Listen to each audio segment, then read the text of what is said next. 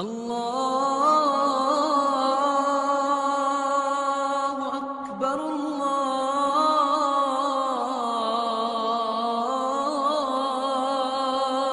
اکبر۔ اپنے معاشرے کی، اپنے وقت اور اپنے زمانے کی آواز کو سنیے اور عملی طور پر کوشاں ہو جائیں۔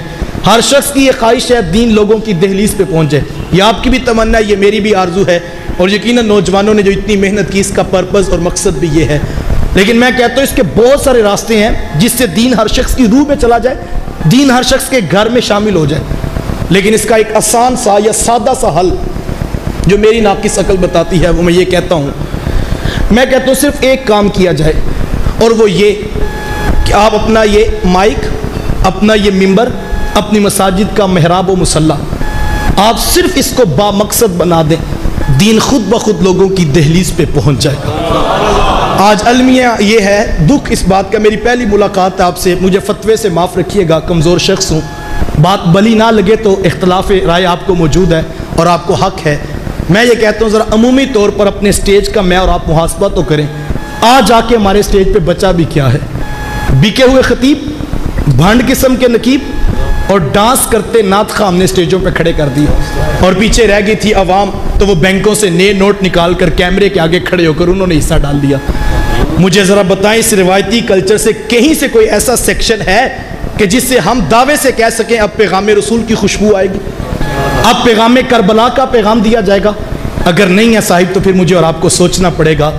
یار میں تو کل ایک درس میں کہہ رہا تھا، یہ کیسے ممکن ہے یار کہ سال کے اندر سینکڑوں محافل شہر میں ذکر رسول کی ہوں اور نمازیوں کی تعداد 19 سے 20 بھی نہ ہو؟ ہاؤ از اٹ پاسبل کہ یار ذکر رسول بندہ ساری رات کرتا رہے اور صبح اس کو فجر کی نماز میسر نہ آئے؟ یقین جانیے اب کمرے میں بیٹھ کر کبھی فجر کی نماز کے بعد ایک تسبیح درود شریف کی کرے نا تو سارا دن اس کی برکت کا نشہ نہیں اترتا۔ یار ایک 5 منٹ کا وظیفہ رسول کے نام کا بندہ مخلص ہو کے پڑھے نا تو سارا دن نشہ نہیں اترتا۔ یہ کیسی کلچرل نعت خوانی ہے کہ ساری رات بندہ بیٹھا رہے، اسے صبح کا سجدہ بھی میسر نہیں آتا؟ تو اس کا مطلب ہے وہ کسی کا کاروبار جو ہے عروج پکڑ رہا ہے، وہ پیغام رسول اور ذکر رسول کی بہار کے روح میسر نہیں آ رہی۔ مجھے اور آپ کو اس کے اوپر غور کرنا ہے، کرنے کے بہت سے کام، وقت سمٹ گیا۔ میں آخری بات اور آپ سے جو ہے وہ مغرب کی اذان قریب ہے، میں یہ کہتا ہوں، میں یہ پچھلے دنوں فیصلہ آباد میں درس دیا، فجر کی نماز کے بعد آدھا گھنٹہ نشست تھی وہ، جب درس لے کے میں کمرے میں جانے لگا تو دیکھتے ہی دیکھتے باہر والے حال میں 100-125 کے قریب بچے آ کے قرآن پڑھنے کے لیے پھٹیوں پہ بیٹھ گئے۔ تو بڑی خوشی ہوئی کہ اتنے بچے قرآن پڑھنے کے لیے بیٹھ گئے، لیکن آدھے گھنٹے کے بعد قاری صاحب بھی کمرے میں آ گئے۔ تو میں نے کہا حضرت وہ کلاس ختم ہوگی؟ کہنے لگے ہاں جی کلاس ہوگی۔ میں نے کہا حضور والا آدھے گھنٹے میں 100 بچوں کا سبق کیسے سنا جاتا ہے؟ ایک بچے کے حصے میں آدھا منٹ بھی نہیں آتا، پچھلا سبق سننا بھی تھا، آگے پڑھانا بھی تھا۔ تو میں نے کہا کتنا اچھا 30-30 بچوں کی کلاسز بن جاتی اور 2-3 الفاظ ہم بٹھاتے تو کم از کم بچوں کا سبق تو اچھی طرح سن لیتے۔ تو وہ قاری صاحب کہنے لگے کہ آپ میرے سے ناراض نہ ہو، میں نے کئی بار انتظامیہ مسجد سے کہا ہے زیادہ نہیں صرف 2000 روپے ماہانہ پر میں اپنے کسی شاگرد حافظ صاحب کی ڈیوٹی لگاتا ہوں کہ وہ بھی میرے ساتھ آ کر صبح بچوں کا قرآن سن لیا کریں۔ لیکن ہماری مسجد کی انتظامیہ والے کہتے ہیں ہم الگ سے 2000 روپے بندہ افورڈ نہیں کر سکتے۔ میں نے کہا ہم ٹھیک کہتے ہیں، پورا مہینہ قرآن پڑھانے والا 2000 میں ہمیں افورڈ نہیں ہوتا، وہ مہنگا سسٹم ہے۔ اور دوسری طرف ہماری حالت یہ ہے سالانہ جلسے کے خطاب کے لیے 1 گھنٹے کے لیے 60,000 میں جاہل قسم کا خطیب بلانا پڑے، ہم سب کے پاس فنڈ موجود ہے۔ 30,000 میں 2 نعت خواں 20-20 منٹ کے لیے ترلے منتے نخروں کے ساتھ کھڑے کرنے پڑے، ہمارے پاس فنڈ موجود ہے۔ ہر مسجد والے 5,000 روپے کی 1/11 کی دیگ ہر مہینے دینے کے لیے تیار ہے، فنڈ ہمارے پاس موجود ہے۔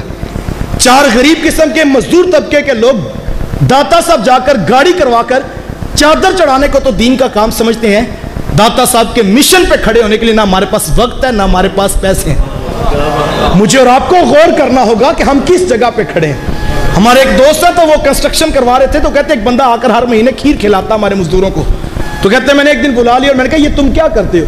تو وہ کہنے لگا کہ میں 11ویں کی کھیر کھلاتا ہوں۔ تو کہتے ہیں میں نے پوچھا کہ 11ویں والے کا نام کیا ہے؟ تو حضور والا اسے نام نہیں آتا تھا۔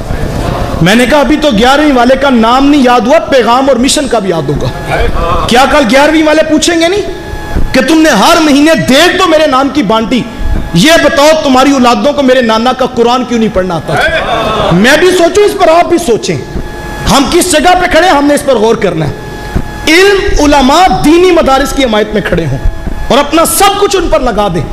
یہ میں سمندری میں کہا تھا ایک دن، میں نے کہا یہ بڑا فیصل آباد شہر پاس ہے، وہاں پر جائیے اور کسی مرکز میں ہاتھ جوڑ کر کہیں حضرت ایک معتبر عالم، ایک اچھے قاری صاحب ہمیں دیں اور ان کے اخراجات آپ بتائیں، ہم پے کریں گے، اور ان کو لا کر یہاں بٹھائیے اور ان کو کہیے حضرت آپ کی ضروریات زندگی ہمارے ذمہ ہے، آپ مسجد کے باہر کے کام ہمیں بتائیں، ہم کرنے کے لیے تیار ہیں، لیکن ایک سال اتنی محنت کرو کہ سال کے بعد گاؤں میں کوئی ایسا بچہ نہ ہو جسے محمد کا قرآن نہ پڑھنا آتا ہو۔ میں کہا یہ کرنے کا کام ہے جس پر ہم غور کریں تو بہت ساری جہتیں، بہت سارا کام نکل سکتا ہے۔ آئیے اپنے حصے کا کام کیجئے، صرف تنقید کرنا یہ کمال کی بات نہیں، عملی طور پر سلوشن پیش کرنا یہ اصل بڑے لوگوں کا کمال ہے۔